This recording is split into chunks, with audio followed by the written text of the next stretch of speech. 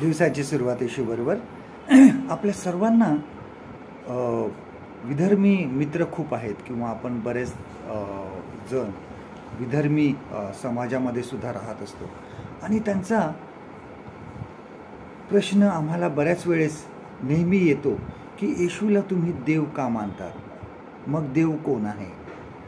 Good फ्रायडेच्या दिवशी तर हमखास एक प्रश्न आपल्यासमोर त्यांचा येतो, तो म्हणजे ज्या दिवशी वधस्तंभावर प्रभू येशू ख्रिस्ताला मारलं त्याला तुम्ही गुड फ्रायडे का म्हणतात, उत्तम शुक्रवार का म्हणतात, चांगला शुक्रवार का म्हणतात. आणि हीच देवाची सुवार्ता सांगण्याची संधी असते.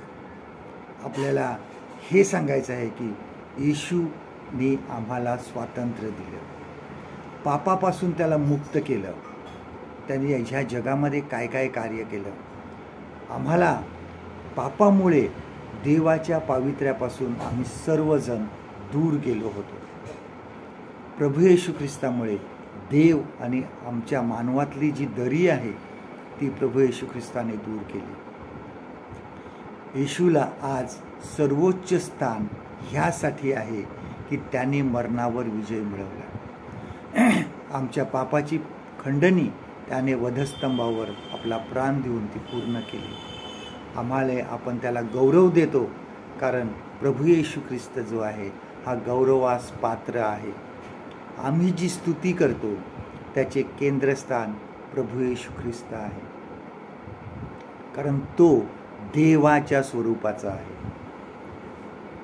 कारण प्रभू येशू ख्रिस्ताचं मी सांगितलं आहे की ज्याने मला पाहिलं आहे त्याने पित्याला पाहिलं आहे. देवाला कोणीही पाहिलं नव्हतं, परंतु प्रभू येशू ख्रिस्त स्वर्गातून ह्या जगामध्ये आमच्यासाठी आला आणि म्हणून तो सर्वश्रेष्ठ आहे.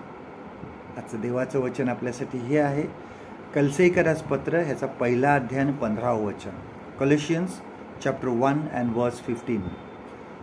तो अदृश्य देवाचे प्रतिरूप आहे, तो सर्व उत्पत्तीत श्रेष्ठ आहे. परमेश्वर करो आजचा दिवस तुमचा आशीर्वादित करो.